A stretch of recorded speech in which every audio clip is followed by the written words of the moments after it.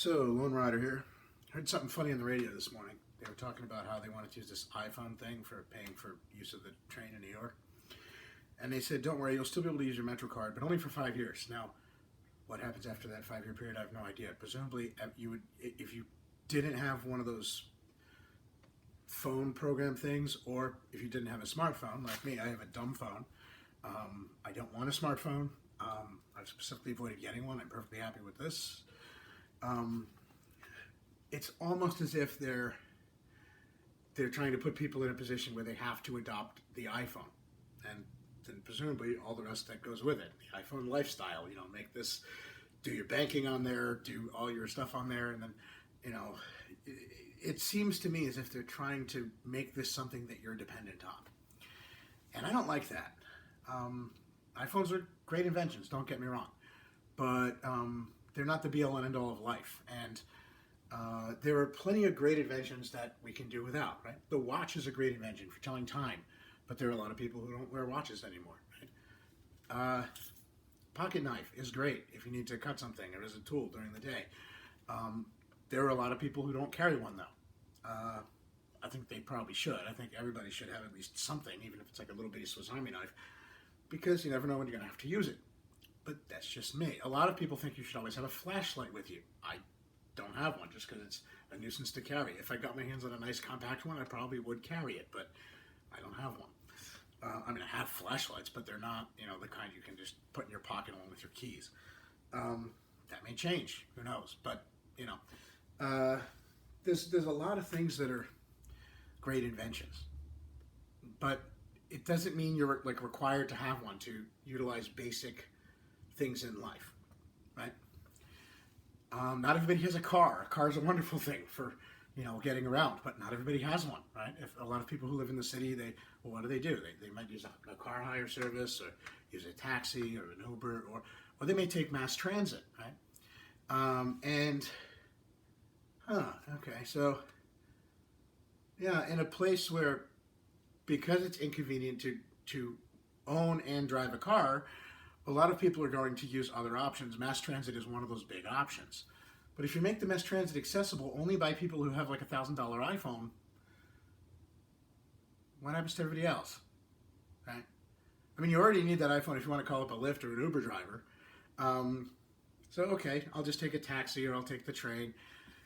Well, now they're making it so you're going to need, in 5 years, you're going to need an iPhone to take the train. What if whatever happened to just being able to, pay and go on, right? And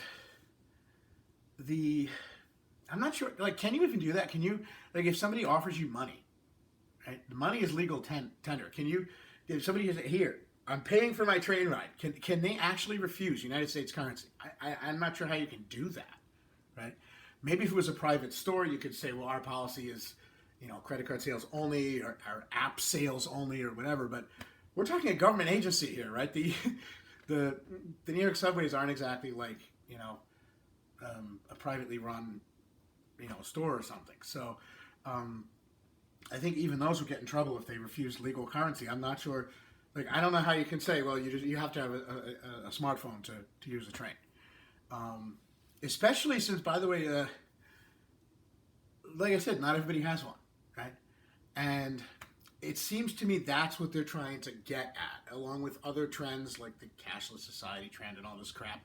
It seems what they're trying to do is they're trying to make it necessary that you go out and buy one, and that once you have one, you keep it, right? Because there are actually people who got tired of all the crap that came with their iPhones, and as useful as they are, they decided to just downgrade and get a regular phone. But if you need that iPhone to take the train to work every day, to unlock the door at your house, to get your schedule from work, or whatever it is you need to do that they're making you get an app for now, it's called a program or an application, not an app. What is it with these phony cutesy contractions? I don't know. I think they're trying to make it seem friendly and not something to be worried about. Well, be worried, okay? Because what it seems to me like what everybody's trying to do is say, you have to get this. No, if I had that kind of money, I'd spend it on something cool like swords, right? Or bike parts, or a new watch, which actually is useful, right? It tells me what time it is, right? I mean, the iPhone made you that, but it also does a lot of other things, right? And some of those things it does are negative, right? It changes how people engage with the world around them. It distracts them from their loved ones, their friends, their pets. I've seen people out there walking a dog, sitting there looking at their iPhone. The dog's over here on the end of the leash, jumping around or pulling or doing whatever. It's like the person's just sitting there. That dog doesn't want to just go and go to the bathroom. That dog wants to interact with you. He wants a relationship with you as his owner and him as the dog, and to have a friendship with you and to spend time with you.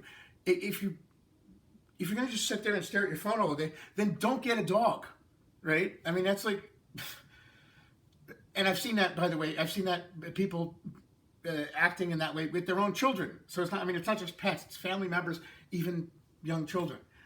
It changes how we engage with the world. It changes how we engage with each other. It makes us susceptible to behavior modification attempts by companies and governments and groups and, other people. And ultimately, it's, do you want to live in the real world or the virtual world? Again, a cell phone's a great invention, right? And it's perhaps just the latest in a long line of other great inventions. Again, watches, flashlights, Walkmans, iPads, etc. But you know what?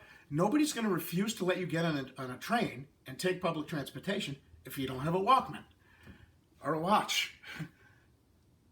If they make it necessary that you own an iPhone and download their app, meaning program. So now you have to have an iPhone to use mass transit. Now, why should I care about this? I don't live in New York. Well, I should care because these things don't happen in a disconnected vacuum. Ideas that are promulgated in one place, a lot of times other people copy them, or they look to them for what they should be doing, right? And so you'll have policy that will start in one place and spread to another. One city decides, hey, we want to ban or outlaw this. The next thing you know, everybody and their brother's banning and outlawing this. And what started as a small idiocy in one particular municipality has now become an epidemic of national stupidity, right? Somebody says, hey, we want to change our tax policy. Other states look at that. Next thing you know, they're all changing their tax policy. And then there's nowhere you can go that they're not robbing you blind, sticking their hands in their pockets, etc. Policy that's created in one place can have an effect on what policy decisions are elsewhere, especially places that are near to them. Somebody in Nebraska might not look to New York as a model, but here in the Northeast and neighboring states like New Jersey, sadly, people do, right? In fact, because politically New York is seen as ahead of the curve as far as some particular political views are concerned, hey, they were advocating, far left stuff while it was still far left before it became the mainstream left, right? So everybody else was a little late to that party. The danger with something like this popping up in another place is that other people can start copying it. And especially when it's something like making it necessary that you buy a commodity in order to use a basic service or do a basic thing, right? A place where I worked, they don't print schedules anymore. They don't. You have to, if you want to find out what the schedule is, you have to get an app, or you have to go into work and actually look it up. What? Seriously? How cheap are you? You're outsourcing the printing of the schedule to the employee. And then on top of it, like, why do they think everybody has or wants a smartphone, right? Again, I had that kind of money. I'd be buying a vintage set of Spinergy wheels for my mountain bike or something, or a full camping label record for one of my vintage road frames, or swords or something else. I would not be spending it on a device that I don't want and don't need. But that's the thing. By making it something that you need, they're trying to push the last few people who haven't been turned into, well, essentially members of the Borg, if I can be a little sarcastic here. They're trying to take the last few people who haven't been assimilated into the Borg, and they're trying to bring them in.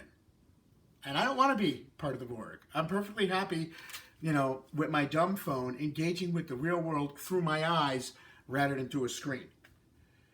And I find it offensive that people are trying to say, well, you have to get one of these new iPhones. You know what? I would rather not. And it's, it would be stupid and foolish to say it's a conspiracy because, frankly, most ideas of conspiracies are stupid and foolish. First of all, I don't think people are organized enough to pull off conspiracies, generally speaking. Especially, I mean, you look at the government, you're talking about people who can't even balance a budget. Yeah, they're not capable of large-scale conspiracies. But what they are capable of is being moved by common beliefs, ideology, and or greed. Just like everybody else, right? And I think this is just, everybody finds something they want in this, right? The companies can, if everybody has one of these, then it's easier for them to try and market stuff to you. If everybody has one of these, then the company can better track who's using what. You pay cash for something or you use a debit card, there might not be as much of a, well, with cash, there's no paper trail.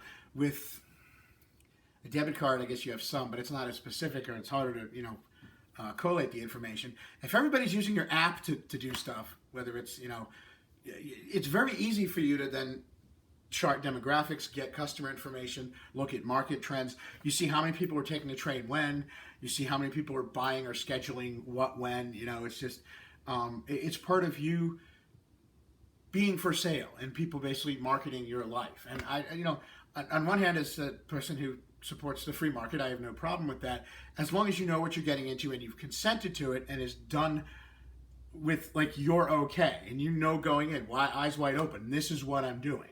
This is what I'm getting for it. This is what I'm giving up. But I think everybody is just kind of blindly marching like lemmings towards this virtual future where we're all online all the time. We're all susceptible to constant peer pressure and, shaping of, who we are and what we do. Kind of like a giant behaviorist experiment where everybody can know, not only can we know everything about everything else just by doing a Google search, but anybody can know everything about us because all our data is tracked and itemized and pigeonholed and categorized. And, it's kind of funny, but your own gullibility nowadays is basically like the most marketable thing about you as far as a lot of these people are concerned. Now, maybe I'm being a little cynical, but the point is, I just don't like smartphones. Leaving aside the whole issue of how they make people jerks to their pets, jerks to their kids, jerks to each other, how they actually lead people to behave in manners when they get behind the wheel or when they go out for a walk and interact with traffic, that would be considered, indicative of some psychological problem. Like, are you a sociopath? You literally don't care that you nearly killed somebody because you're distracted. And in some cases, when they're not even distracted, it's still having a latent effect because the behavior patterns become ingrained. They learn not to pay attention to the world around them. When they put away that phone, they may not be physically distracted anymore, but it doesn't follow that their behavior pattern and their priorities are going to change and they're going to become more engaged with the world around them just because they're not actually distracted. It's changed who they are and how they act. But even leaving aside the gross public safety issue of, people using these things while driving or operating machinery or doing whatever, crossing the street, there's the other aspects about them, if you want to call them the sociological aspects. And I find these just as worrisome. And yes, they're a great invention. Watches are a great invention, right? But, if everybody who wore a watch was prone to commit a vehicular homicide, or not everybody, but let's say like the vast majority of people, right? If wearing a watch was so addictive that it caused people to neglect their work, their studies, their friends, their children, and their freaking pets, we would say to ourselves, what's wrong with our watches? And maybe people would want to stop wearing watches. Maybe they would want to carry an old-timey pocket watch instead that's in their pocket, right, instead of on their wrist. And that's all I'm saying. I'm not saying iPhones are bad, but I'm saying there's a huge downside to them in many ways, which is why I don't want one. And which is why I find it alarming that they're trying to, look, if this was such a wonderful idea, they wouldn't have to try and basically make people want to get one by requiring that you have it to get on a train or to check your schedule or to do whatever, right? And it's worth noting that the same people who want to make it so you have to have it to get on a train aren't the people who want to make it so you have to use it to check your schedule, who aren't the people that every time you go to the drive-thru with your actual ATM card are saying, use a phone code instead on the actual screen before you get to the point of putting your card in. I mean, these are all different. You know, it's a private company here, a bank here, a government of New York, transit people here. But the point is, they're all saying the same thing. I don't think that's a coincidence. I also don't think it's a conspiracy, but like I said, I think it's just everybody sees something they want in this. And what they want is you and your life and your personal information and access to and control over you. And I don't think that's cool. So no, I'm not going to join the iPhone generation. I'm not going to adopt the iPhone lifestyle. And I do think that we should talk about this, and we should be really asking ourselves, what the hell's going on? Like, when did it get to the point where they want you to buy a $1,000 electronic doodad just to use public transportation? Lone Rider out.